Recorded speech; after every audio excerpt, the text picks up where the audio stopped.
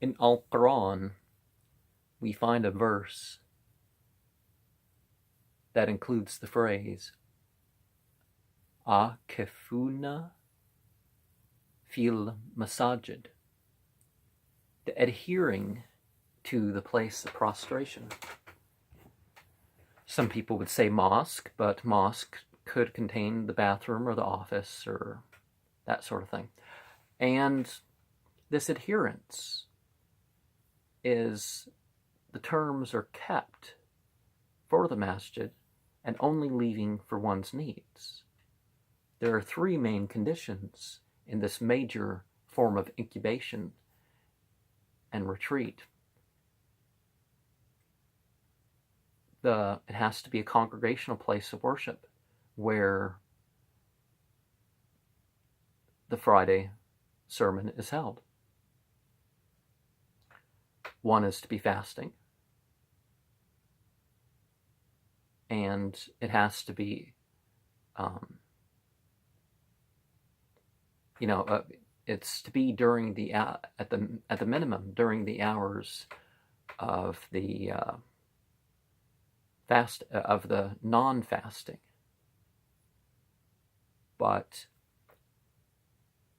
to capture the last 10 of Ramadan, first Muhammad ibn Abdullah, when he realized that the night of power was in the last 10 of Ramadan, he would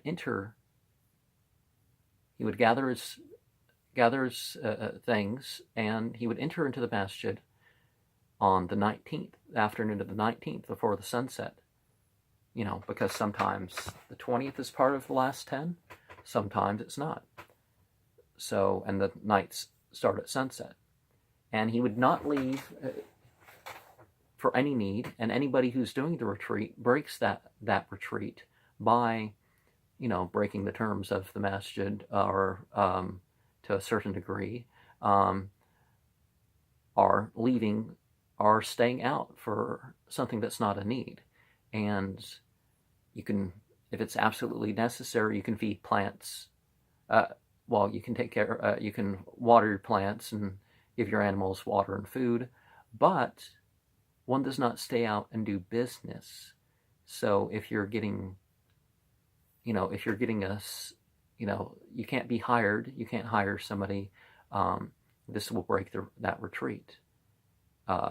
If you're staying out because you want to comb your hair or your fingernails or something, no secular talk in a masjid, so when you go out, you don't take part in that. You don't, your marital relations, if you have to go home to shower and change and that sort of thing, again, that's not something that you take part there, even though it's something you can take part in the nights of Ramadan.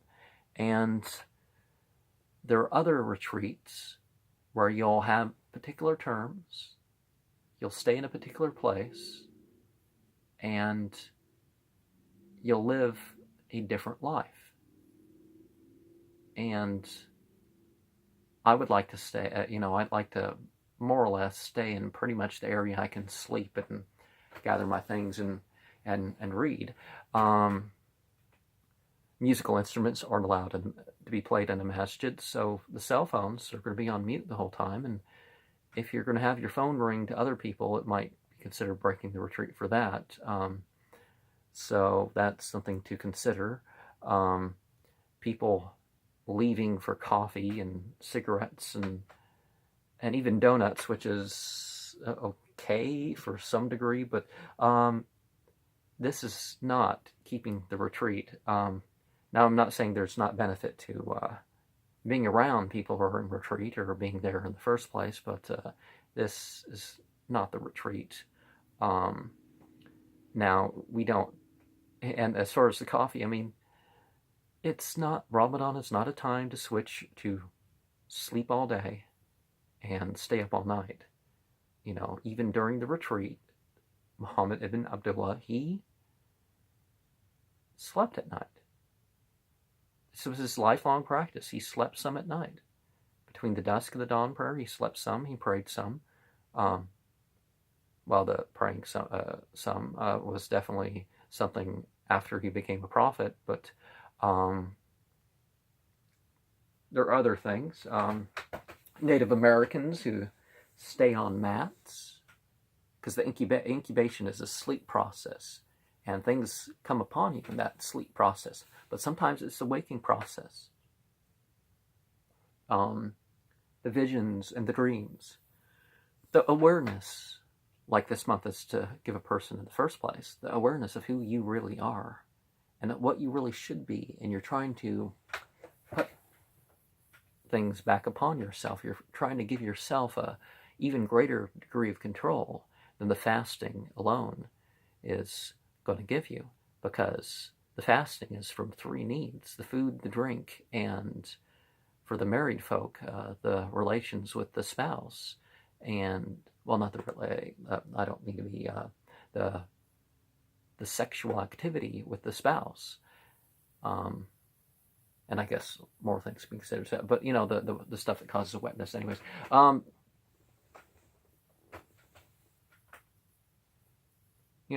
Realizing, okay, I have a need, but I'm not going to be deprived. I can wait till the night. But it's not that you wait till the night and gorge yourself, which you're not supposed to do anyways. But let's not criticize the fasting. Don't criticize the good that people do because of the bad that they do. That's something different. Let's be real about that. Some years I would listen to the whole Quran clear through with translation as the community, which I, as the building that I showed and other places got more, more people joined in, which is, if the whole process encourages others to revive the practice, that's great. Of course, all this stuff is voluntary, by the way. How much I listened to and how much I read and some other stuff varied. But, you can almost never expect to do a practice like this unless you set up your own, by yourself. It's typically not something done. It's like you hang out all there by yourself and people come for the prayers. That's typically not something to ever expect or even want, for that matter. You want,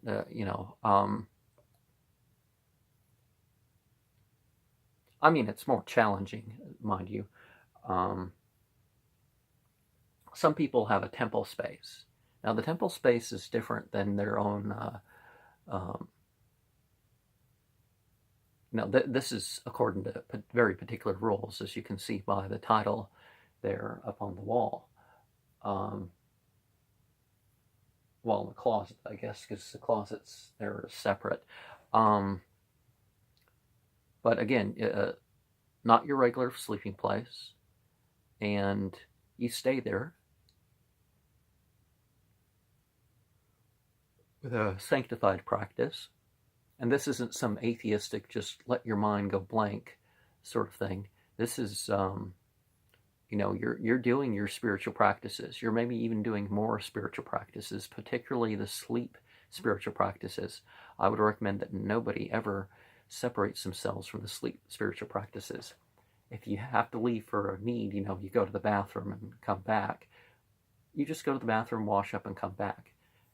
It's very good, essential for a lot of these things, to ritually wash yourself when available. Or, I don't want to recommend the ritually not washing yourself, the ritually not, but, you don't need to comb your hair and trim your nails and all that all the time. You don't need to take part in secular talk. You can make all of life spiritual.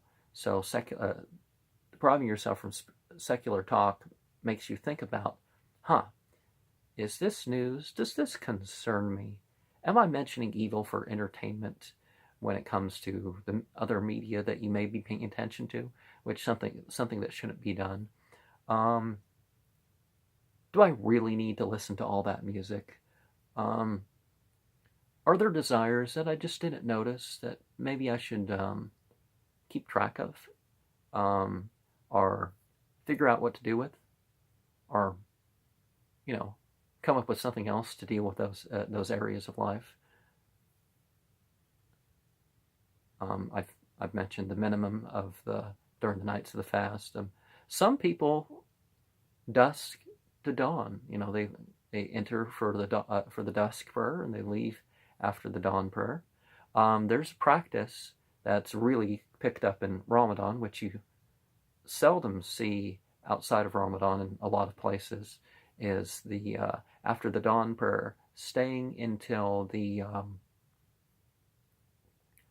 sun's risen a bit, and risen to be separate from the horizon, or some sort of equivalent. Some people are far enough north, or it's that time of year where that takes more than 15-20 minutes. So that's kind of, to come up with something different, something equivalent. In Ramadan, we were told by Muhammad ibn Abdullah to have to adjust our fasting hours to regular days. He never fasted. He never told the people to fast less than 12 hours. He never told them to fast more than 15 hours. So that's a template to consider. Anybody outside of that, I've encountered diabetics. It's like, yeah, any fast more than 16 hours, and I know it's a risk for me, but I can do 16 hours regardless any time of the year. Well, then do 16 hours. You don't have to make it up in a time of year that the dawn to sunset is different. But,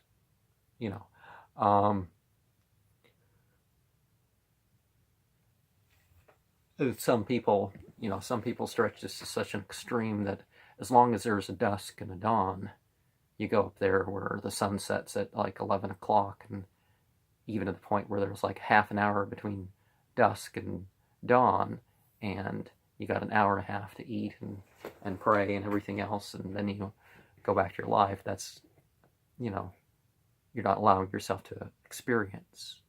And that's what you're doing with retreats, is you're giving, it's not only a aspect of devotion that is in most cultures not needed. It's a good thing that allows you to experience. It's like the third veil of Ramadan, per se. Now, some people are completely unaware of that first veil of Ramadan, in which you have your,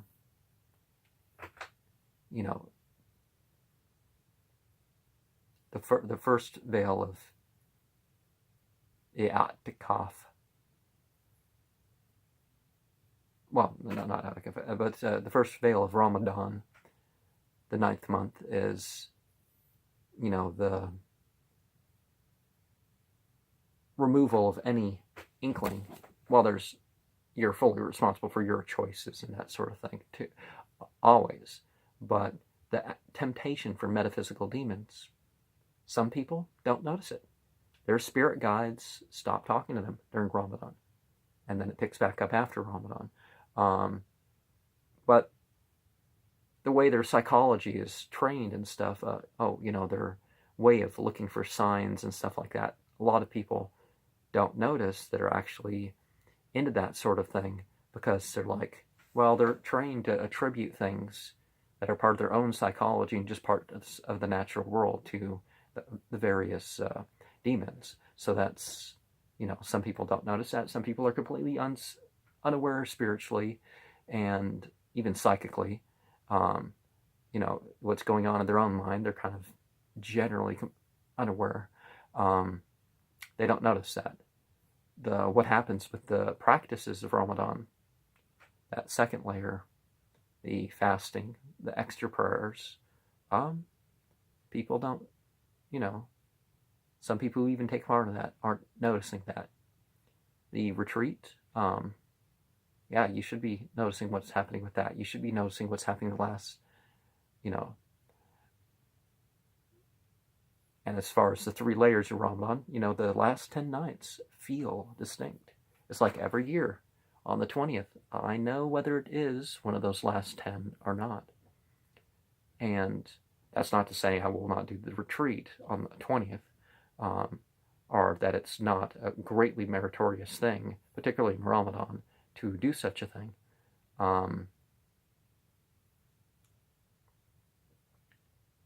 And yeah, through the day is, yeah, the highest reward, doing the fasting and non-fasting hours. I've encountered people who would do this retreat more than Ramadan, or just the nights of those last 10, or the last 9. But yeah, the feeling of Ramadan, the feeling of the last 10, and the feeling of the night of power, the night where the decrees are set forth, that particular angelic presence that even exceeds those other 10 nights of Ramadan, which when you get into experiencing those nights, I'm rambling on. But yeah, if this isn't your particular practice, you may want to consider setting up a place or setting up a thing and trying an incubation practice for a day or 2 or 3. Don't expect it to happen in less than a few days. The level of awareness and stuff that you kind of are going to have, but of course people are probably going to freak out. Your cell phone's off and we can't contact. It's like, well, kind of warn a few people beforehand and just